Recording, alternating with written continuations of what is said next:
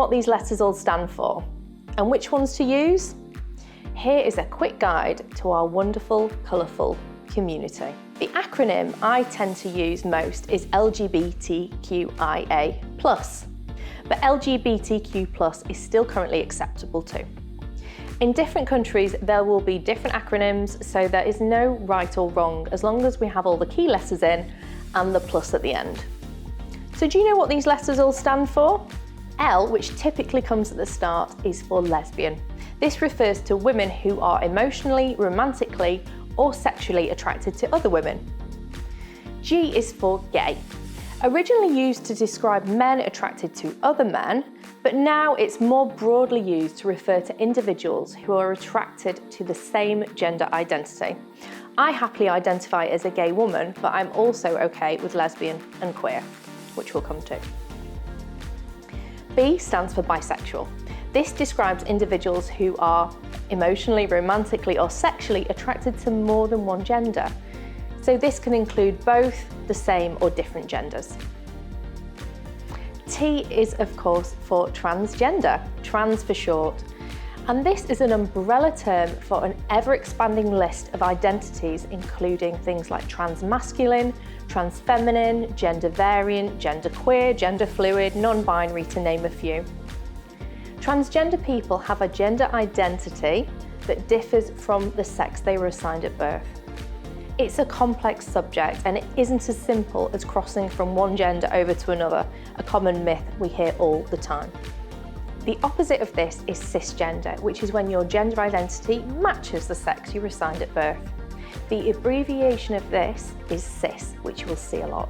Trans people can be heterosexual, gay, lesbians, or any other sexual orientation. A recent study by Ipsos reported there was a global average of 3% trans or gender non-conforming people, with 2% as an average across Great Britain, the US, Australia, and New Zealand. And Switzerland's the place to be because they have a staggering 6% of their population identifying as gender non-conforming. Q is for queer, and queer is an umbrella term that is used to describe individuals whose sexual orientation or gender identity does not conform to the traditional societal norms.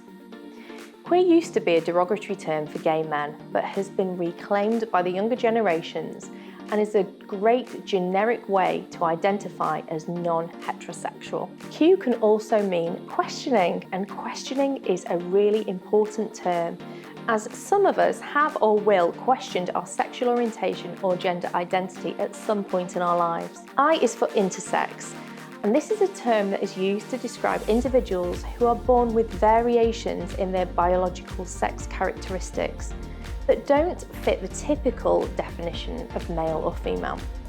These variations can occur in the reproductive organs, chromosomes, or hormone levels. Intersex is a natural variation, and 1.7% of the population are believed to be born with intersex traits, which is comparable with the number of people born with red hair. It is essential to understand that intersex is a distinct concept from gender identity. Intersex people, like all individuals, have a diverse range of gender identities, and their experiences and identities should be respected and supported. A stands for asexual, and this describes individuals who do not experience sexual attraction to others. Some asexual individuals may still experience romantic or emotional attractions. Last is the plus, which we should never miss off. It's important to remember that the plus has no limit and specifically includes those that don't identify with a particular label. The plus stands for love, acceptance, and the embracing of all, and a sense of inclusion. Now, this acronym will vary from country to country, and another letter you might find is P, which stands for pansexual. Pansexuality goes beyond the traditional binary understanding of attraction, for example, being attracted exclusively to either men or women. Instead, pansexual individuals are attracted to the person as a whole, focusing on qualities, personalities, and emotional connections, rather than solely being based on gender. In the US, you might see 2S, which stands for Two-Spirit, who were the first gender minority people in North America. A two-spirit person has both feminine and masculine spirits living in the same body. Two-spirit people are often regarded with respect and held in high esteem for their ability to bridge the gap between genders and to understand both male and female perspectives. In a recent news post about Brazil, I saw the letter N featured in the acronym, which was amazing. N stands for non-binary, sometimes known as NB. Non-binary individuals may have a gender identity that is fluid, encompassing a range of genders, or they may feel they have no gender at all. This can vary greatly from person to person, as gender is a deeply personal and individual experience. Using the term non-binary reflects a growing recognition that gender is diverse and not limited to just two options. It's important to show respect for each individual's unique understanding of their gender identity, contributing to a more inclusive and understanding society. It's important to remember that not all non-binary individuals might use the label transgender for themselves, as gender identity is a deeply personal aspect of someone's identity.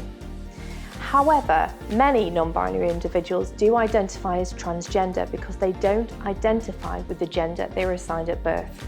Did you know that 15% of Brazil's population identifies as LGBTQIA+, with a global average of 9%. Here in the UK, we boast 12%, whereas the US, Australia and New Zealand have 10% of their population identifying as LGBTQIA+.